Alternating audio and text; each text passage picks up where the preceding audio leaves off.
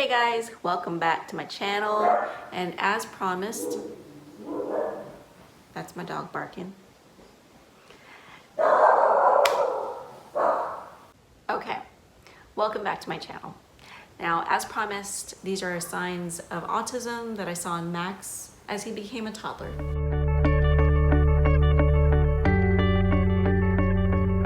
As a disclaimer, I just want to put it out there that these signs do not necessarily mean that your kid or your child or your baby is autistic. They're just signs that I saw in Max that I know are a part of autism. Now, there are neurotypicals that display some of these signs that are neurotypicals and not autistic. So I just want to put that out there right now. So the first sign I want to talk about is echoing, echolalia. It's the repetition of words or phrases, and Max is really big on echoing.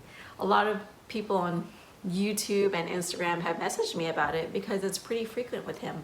If you just met Max, he would be repeating everything you say, echoes everything you say. He'll echo what you say if it's a question, he'll echo what you say, but then answer it.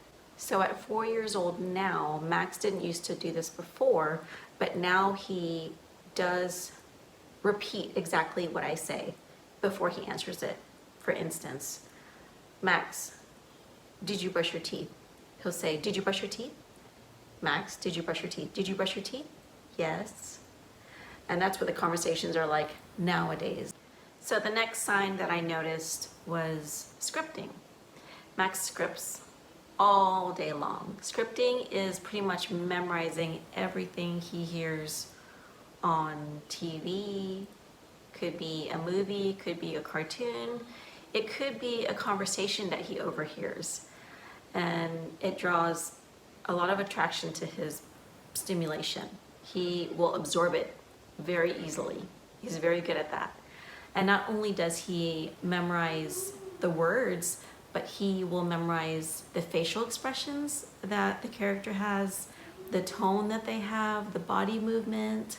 For example, he loved Monsters University. He knew Mike Wazowski and Sully and all the vibrant characters and all the outbursts that they would have. He would have them too. He would go around the house just scripting the movie all day long, and he would do an ABA therapy as well. For neurotypical kids, this is also a thing. So a toddler would watch a cartoon, memorize it, and just know all the words to it. Even as adults, we still do that.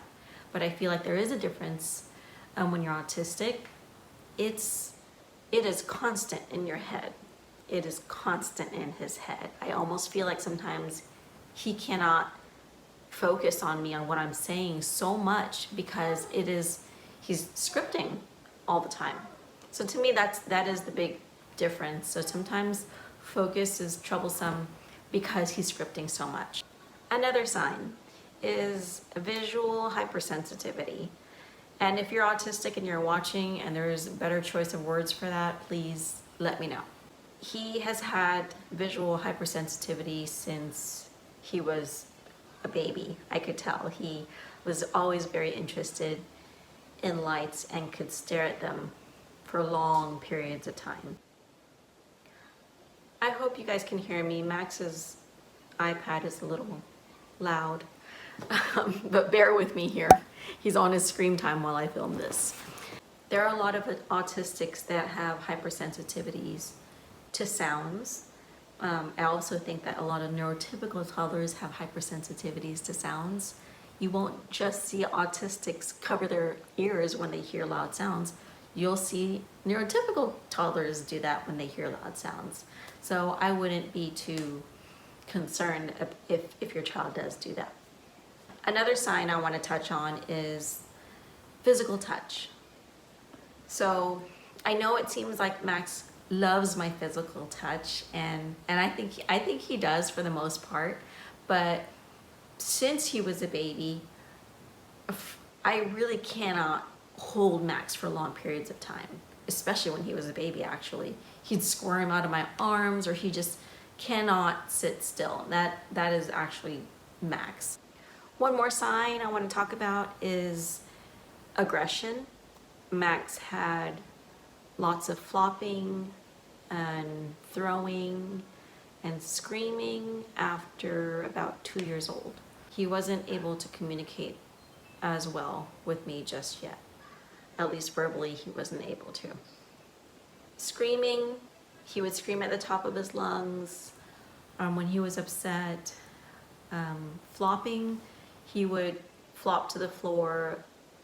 It was something that his neuropsychologist said that it would be something that he would get over eventually, which for now we just focused on safety when he would flop. I have tile floors, so it was safety for me. And at ABA therapy, the techs used to carry pads with them when they had Max.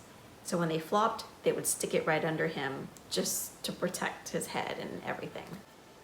Max's aggression was also throwing.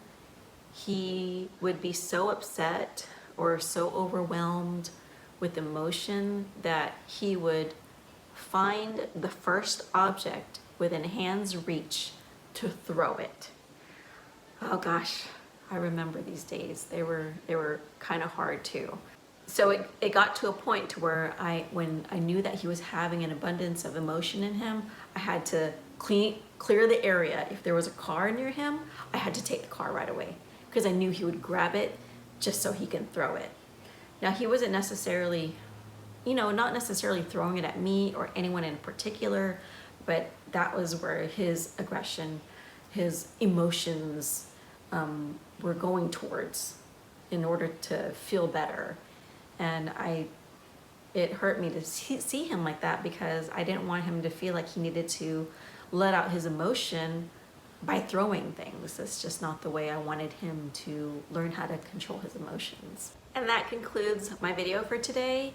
If I missed something and you are an autistic yourself, if you're the parent of an autistic and you saw other signs, please put that in the comments below because you never know who you're helping.